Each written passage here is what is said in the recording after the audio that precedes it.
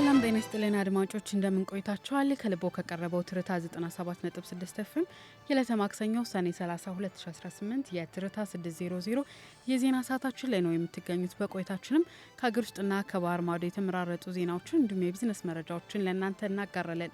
በዝርዝር የምንመለከተው ርዕሰ ጉዳይ ይኖረናል።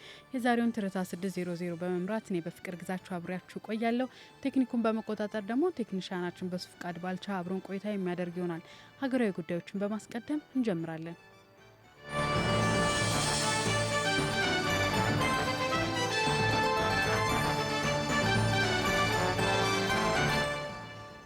ጠቅላይ ሚኒስትር አብይ አህመድ በስድስተኛው የኢፌዴሪ የሕዝብ ተወካዮች ምክር ቤት 5ኛ ዓመት የስራ ዘመን 30ኛ መደበኛ ስብሰባ ከምክር ቤት አባላት ለቀረቡላቸው ጥያቄዎች በሰጡት ምላሽ የሀገሪቱን የፖለቲካና የሰላም ጉዞ የሚያስቃኝ ዋና ዋና ነጥቦችን አንስተዋል። የዘንድሮውን ምርጫ በተመለከተ በሰጡት ማብራሪያ ምርጫው ውጤታማና ህዝቡ በነቂስ ወጥቶ በዲሞክራሲያዊ መብቱ ባለቤትነት መሆኑን ያረጋገጠበት እንደነበረበት የጠቀሱት ጠቅላይ ሚኒስትሩ አያይዘውም የገዢው ብልጽግና ፓርቲ ለአፍሪካ ፖለቲካ አዲስ ምዕራፍ የከፈተ አሰራር ማስተዋወቁንም ጠቁመዋል። ጠቅላይ ሚኒስትሩ በዚህ ማብራሪያቸው ብልጽግና ፓርቲ ምክር ቤት ወንበር 15 በመቶ ለተፎካካሪ ፓርቲዎች መልቀቁን፣ ፓርቲዎች በቀጣዩ ምክር ቤት ውክልና እንዲሳተፉ ማድረጉ በአፍሪካ ፖለቲካ ታይቶ የማይታወቅና ለሀገር ማሰብን የሚያሳይ የሚያኮራ ተግባር ነው ብለዋል። የሀገር ሰላምና በውይይት ባህል ዙሪያ ለቀረቡላቸው ጥያቄ በሰጡት ምላሽ ለዘመናት ታፍነው የነበሩ አጀንዳዎችን በውይይት ለመፍታት ሰፋፊ ስራዎች መከናወናቸውን ያመላከቱት ጠቅላይ ሚኒስትሩ በግላቸው ከተለያዩ የማህበረሰብ ክፍል ጋር 225 የውይይት መድረኮችን ማካሄዳቸውን፣ ብልጽግና እንደ ፓርቲ ከ4000 በላይ የህዝብ መወያያ መድረኮችን መፍጠሩን፣ በተጨማሪም በሀገራዊ ምክክር ኮሚሽን አማካኝነት በርካታ የምክክር የአጀንዳ ማሰባሰብ ሂደቶች መከናወናቸውን ጠቅሰዋል። በውይይቶቹ አማካኝነት ቀደም ሲል ይስተዋሉ የነበሩ የህዝብ ግጭቶች በተለይም ብሔርን ከብሔር እንዲሁም ሃይማኖትን ከሃይማኖት ለማጋጨት የሚደረጉ ሙከራዎችና ግጭቶች በአሁኑ ወቅት በእጅጉ መቀነሳቸውን ያስታወቁት ጠቅላይ ሚኒስትሩ አሁን የሚታዩት ግጭቶች ግን ቀደም ሲል ከጀርባ ሆነው በመንቀሳቀስ ሌሎችን ይዳርጋሉ የነበሩ አካላት አሁን ራሳቸው ግጭት ፈጣሪ በመሆናቸው ነው ሲሉም ተሰምተዋል።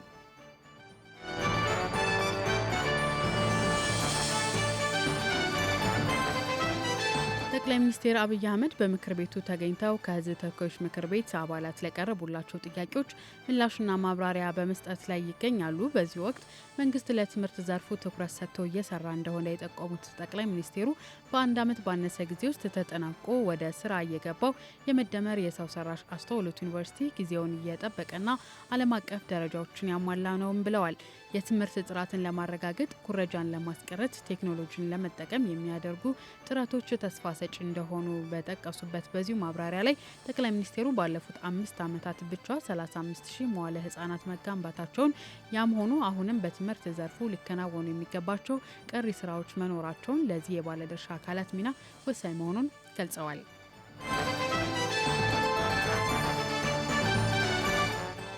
የቀድሞ የኢትዮጵያ ሰብአዊ መብቶች ኮሚሽን ዋና ኮሚሽነር በአፍሪካዊ ተቋም ተሾሙ።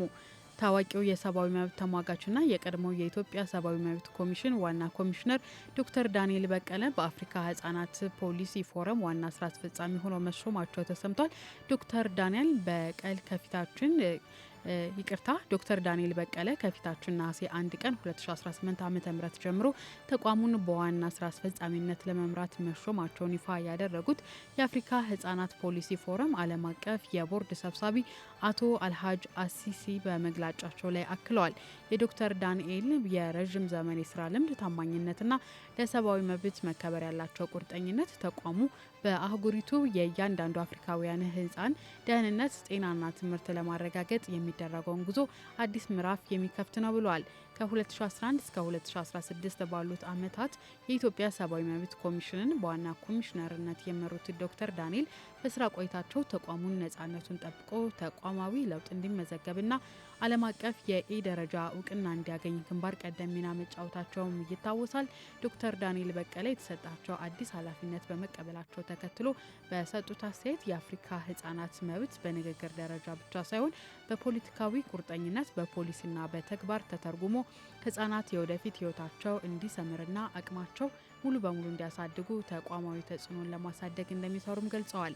ይህም መሆኑ በተለይም ደግሞ እሳቸው ከዚህ ቀደምም በሂውማን ራይቶች የአፍሪካ ዲቪዥን ዋና ዳይሬክተር፣ በአምነስቲ ኢንተርናሽናል የከፍተኛ አማካሪ እንዲሁም በአክሽን ኤይድ ኢትዮጵያ የፖሊሲ ጥናት ዳይሬክተር በመሆን በከፍተኛ ኃላፊነት ቦታዎች ላይ ማገልገላቸው የሚታወስ ነው።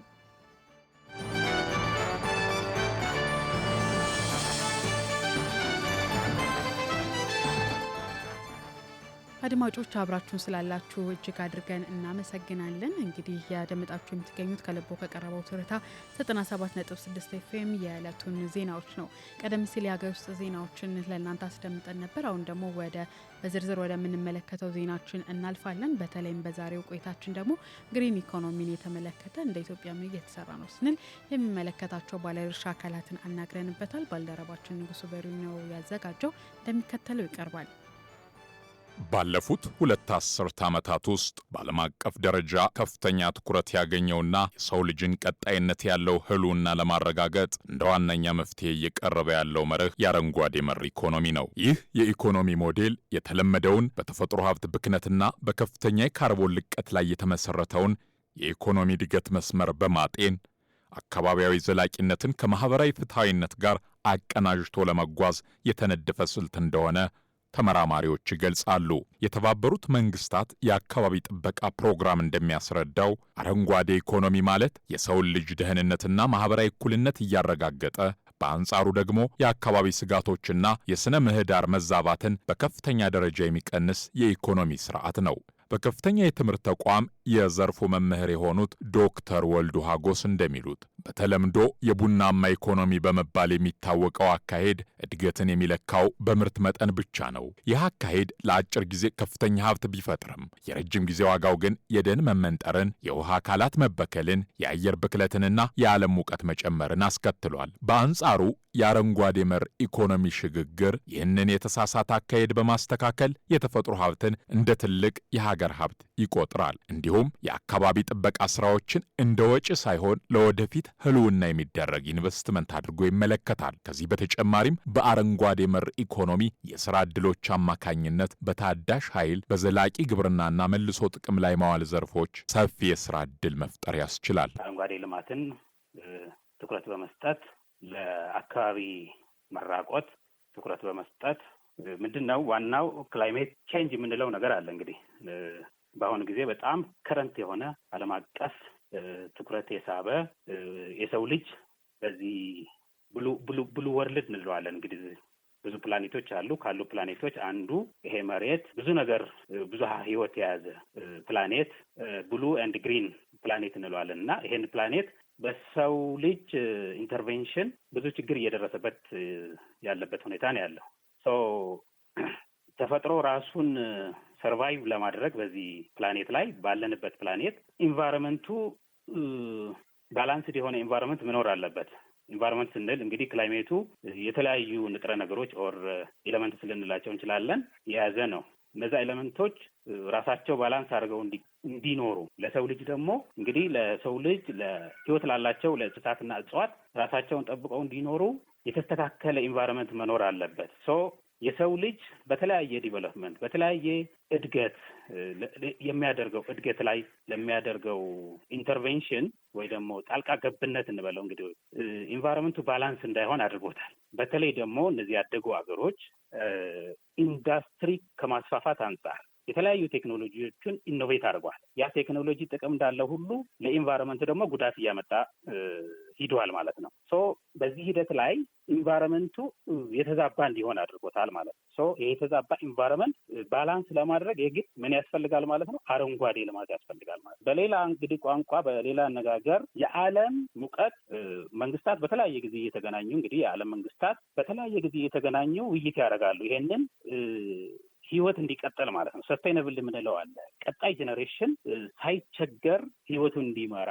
እንደ ዶክተር ወልዱ ሀጎስ ገለጻ አረንጓዴ መር ኢኮኖሚን መተግበር ለአንድ ሀገር ሁለንተናዊ ጥቅም አለው። በቀዳሚነት የአየር ንብረት ለውጥን ለመቋቋምና እንደ ድርቅ፣ ጎርፍና ያልተጠበቁ የተፈጥሮ አደጋዎችን ለመቀነስ ያስችላል። በሁለተኛ ደረጃ እንደ ፀሐይ፣ ንፋስና ውሃ ያሉ ታዳሽ የኃይል ምንጮችን በማስፋፋት የሀገርን የኃይል ዋስትና ያረጋግጣል። በሶስተኛ ደረጃ ደግሞ የምግብ ዋስትናን በአፈርና ውሃ ጥበቃ እንዲሁም በዘላቂ የግብርና ልማት አማካኝነት በአስተማማኝ ሁኔታ ለመገንባት ይረዳል። እድገትን ለማረጋገጥ ስንል የተለያየ ኢነርጂ እንጠቀማለን። ያ ኢነርጂ ደግሞ ኢንቫይሮንመንት ላይ የሚያመጣው የካርበን ኢሚሽን ምንለው አለ። እንግዲህ ግሪን ካርበን ኢሚሽኑ ላይ ካርቦን ዳይኦክሳይድ ወደ ኢንቫይሮንመንት ሪሊዝ እናደርጋለን። በኢንዱስትሪ በተለያየ የትራንስፖርት ሲስተም ምንድነው ፎሲል ፊውል ምንለው አለ። የተለያየ ካርበን የሚለቁ ንጥረ ነገሮች ወደ ኢንቫይሮንመንት ይሰራጫሉ እና ይሄንን ለመግታት ምንድነው ፕላንቴሽን ስናስቀምጥ ፕላንቴሽኖቹ ደግሞ ያንን ካርበን ይወስዱታል ማለት ነው፣ አብዞርብ ያደርጉታል እና ባላንስ ይሆናል። ቅድም ያልነው ሙቀት እንዳይጨምር ያደርጋል። የተለያየ አሁን በሀገራችንም እንግዲህ ያደጉ ሀገሮች በሚያመጡት ምንድነው ቀውስ እንበለው በማደግ ላይ ያሉ ሀገሮች የችግሩ ተጋላጭ ናቸው፣ ለችግሩ ተጋላጭ ናቸው ማለት 15 አቆጣጠር የዛሬ 10 ዓመት እንበለው ኦልሞስት 10 ዓመት ገደማ 195 ሀገሮች ተስማምተው ያስቀምጡት አጀንዳ አለ። ያ አጀንዳ ምንድነው? በዋናነት ትኩረት የሚያደርገው አንደኛ የዓለም ሙቀት ቢቻል ከ1.5 ዲግሪ ሴንቲግሬድ በታች ጭማሪው ከ1.5 ዲግሪ ሴንቲግሬድ በታች ቢሆን፣ ሁለተኛ ሀገሮች በራሳቸው ተነሳሽነት የራሳቸው ኮንትሪቢዩሽን ቢኖራቸው የሚል ያስቀምጡት አለ።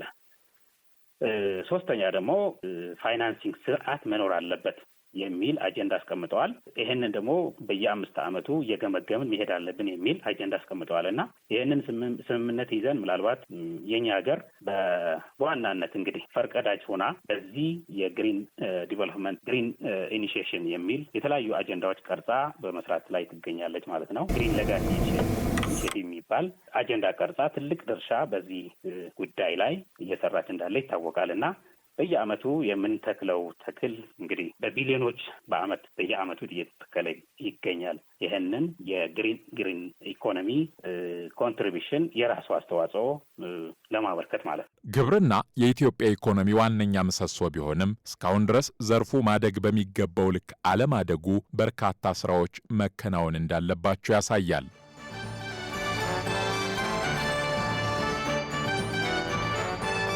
ከልቦ ከቀረበው ትርታ 97.6 FM የዕለተ ማክሰኞ ሰኔ 30 የትርታ 600 የዜና ሰዓታችን ላይ ነው የምትገኙት። ቀደም ሲል በተለይም ግሪን ኢኮኖሚ ጋር በተያያዘ የሚመለከታቸውን ባለድርሻ አካላት አናግረን ነበር ወደ እናንተ በዝርዝር ያደረስ ነው። ከዛ በፊትም የአገር ውስጥ ዜናዎችን አጋርተናቸዋል። አሁን ደግሞ ወደ ውጭ ዜናዎቻችን እናልፋለን። ሩሲያ የማሊ መንግስት ከአማጽያን የሚሰነዘርበትን ጥቃት እንዲከላከል የጦር መሳሪያ መላኳ ተነገረ። አልጀዚራ አገኘሁት ያለው መረጃ እንደሚያመለክተው የሩሲያ ባህር ኃይል የማሊ ወታደራዊ መንግስት በአማጽያን የሚሰነዘርበትን ጥቃት መቋቋም እንዲችል የጦር መሳሪያዎችን ጭኖ ጉዞ ጀምሯል። ከአልቃኢዳ ጋር ግንኙነት ያላቸው ተጠቂዎችና የቱዋሬግ ተገንጣይ አማጽያን በማሊ ሰሜናዊ ክፍል የሚገኙትን አካባቢዎችን የከበቡ ሲሆን በሩሲያ የሚደገፉ ኃይሎች የማሊ ወታደራዊ መንግስት እንዳይወድቅ ጣልቃ ገብተዋልም ተብሏል።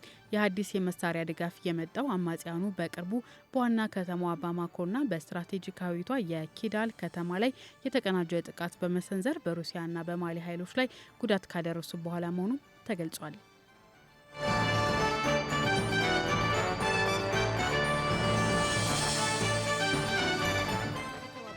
መንግስታት ድርጅት በአርቲፊሻል ኢንተለጀንስ ላይ ዓለም አቀፍ የቁጥጥር ስርዓት እንዲዘረጋ ተጠየቀ። የድርጅቱ ዋና ጸሐፊ አንቶኒዮ ጉተሬስ በአርቲፊሻል ኢንተለጀንስ ወይም ሰው ሰራሽ ቴክኖሎጂ ላይ አስቸኳይ ዓለም አቀፍ የቁጥጥር ስርዓት እንዲዘረጋ ጥሪ አቅርበዋል። ዋና ጸሐፊው በጄኔቫ በተካሄደው የዓለም አቀፍ የውይይት መድረክ ላይ እንደተናገሩት ከሆነ የቴክኖሎጂው ፈጣን እድገት መንግስትና ተቋማት ለመቆጣጠር ከሚችሉት በላይ የሆነ ነው ብለዋል።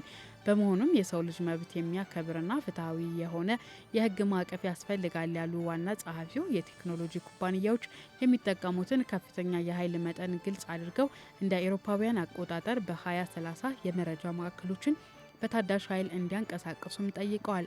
በተጨማሪም የሰው ልጅ ቀጥተኛ ቁጥጥር ሳይሹ ራሳቸውን ችለው ጥቃት የሚሰነዝሩ ገዳይ ወታደራዊ መሳሪያዎች ሙሉ በሙሉ ሊታገዱ እንደሚገባና የህይወትና የሞት ውሳኔ ለቴክኖሎጂ ሊተው እንደማይገባም አሳስበዋል። ዓለም ደህንነቱን ለመጠበቅ ያለው ጊዜ አጭር በመሆኑ አስቸኳይ እርምጃ ያስፈልጋል ማለታቸውም በዘገባው ላይ ተመላክቷል።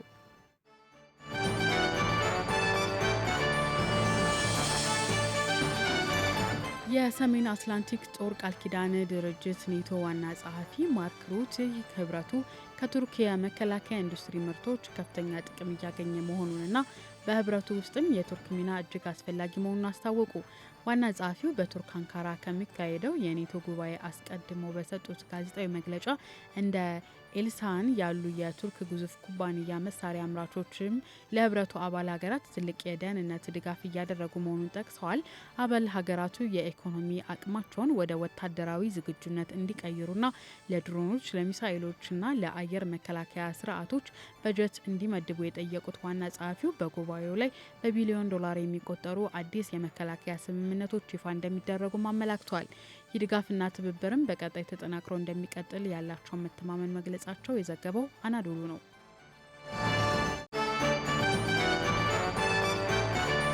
አድማጮች ከልቦ ከቀረበው ትርታ 97.6 ኤፍኤም የሰዓቱን ዜናዎች ነው እያደመጣችሁ የምትገኙት። አብራችሁን ስላላችሁ እጅግ አድርገን እናመሰግናለን።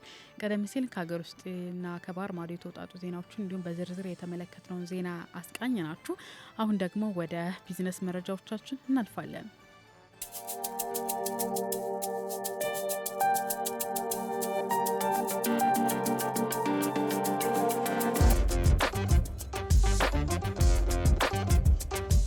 በ2018 በጀት ዓመት በውጭ ንግድ ዘርፍ ከ10.7 ቢሊዮን ዶላር ገቢ መገኘቱን የጠቀሰው የንግድና ቀጠናዊ ትስስር ሚኒስቴር የተገኘው ውጤት ከእቅዱ 114 በመቶ ማሳካት የተቻለበት ነው ብሏል። በበጀት ዓመቱ የንግዱ ዘርፍ በስትራቴጂካዊ ሪፎርሞች የተጠናከረ መሆኑን የገለጹት የንግድና ቀጠናዊ ትስስር ሚኒስትሩ ዶክተር ካሳሁን ጎፌ የንግድ ምዝገባና ፈቃድ አገልግሎት ወደ ዲጂታል አሰራር በተቀየረበት አገልግሎት ከ3.4 ሚሊዮን በላይ አገልግሎቶች መሰጠታቸውን አስታውቀዋል። ሚኒስትሩ የንግድ ስርዓቱን ህጋዊ ለማጠናከርና ከ2.9 ሚሊዮን በላይ የድህረ ፈቃድ ኢንስፔክሽን ስራዎች መከናወናቸው በተጠቀሰበት በዚህ መግለጫቸው በገበያ ስርዓት ማሻሻያ ዘርፍ 804 አዳዲስ የቅዳሜና እሁድ ግብይት ማዕከላት መጨመራቸውን በማመልከት በአጠቃላይ የግብይት ማዕከሉን ቁጥር ከ2369 መድረሳቸውም ተመላክቷል። በሌላ በኩል በበጀት ዓመቱ 31 ዘመናዊ የገበያ ማዕከላት፣ 10 የቁም እንስሳት ገበያ ማዕከላት ሙሉ በሙሉ ተጠናቀው ወደ ስራ መዋላቸውን የገለጹት ሚኒስቴር መስሪያ ቤቱ በአጠቃላይ የ2018 የአፈጻጸም ሪፖርት በውጭ ንግድ እቅድ፣ በዲጂታል ሪፎርም፣ በገበያ መሰረተ ልማት ማስፋፋትና በህጋዊ ቁጥጥር ዘርፍ ጉልህ ውጤቶች መመዝገባቸው ተጠቅሶበታል።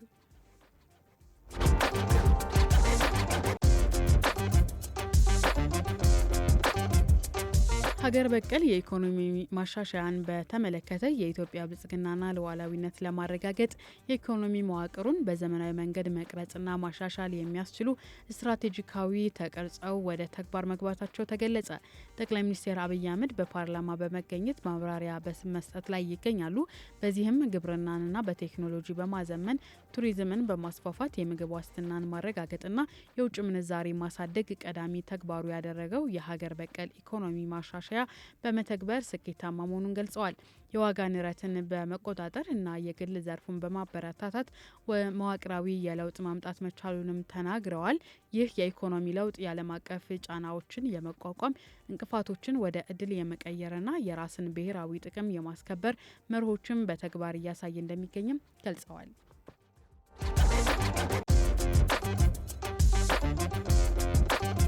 አድማጮች የቢዝነስ ዜናዎቻችን እነዚህን ይመስሉ ነበር።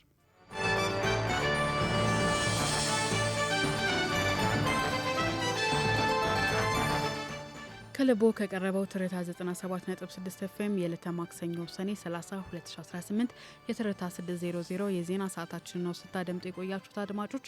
በቆይታችንም ከሀገር ውስጥና ከባህር ማዶ የተውጣጡ ዜናዎችን እንዲሁም የቢዝነስ ዜናንና በዝርዝር የተመለከትነው በተለይም ከግሪን ኢኮኖሚ ጋር ተያይዞ ያለውን ርዕሰ ጉዳይ ከእናንተ ጋር ቆይታ አድርገናል። የዛሬውን ትርታ 600 በመምራት እኔ በፍቅር ግዛችሁ አብሬያችሁ ቆይታ ሳደርግ ቴክኒኩን በመቆጣጠር ቴክኒሻናችን በሱ ፍቃድ ባልቻ አብሮን ነበረ። ቀሪ ትርታ 97.6 ኤፍኤም መሰናዶች መደመጣቸውን ይቀጥላሉ። መልካም ጊዜ።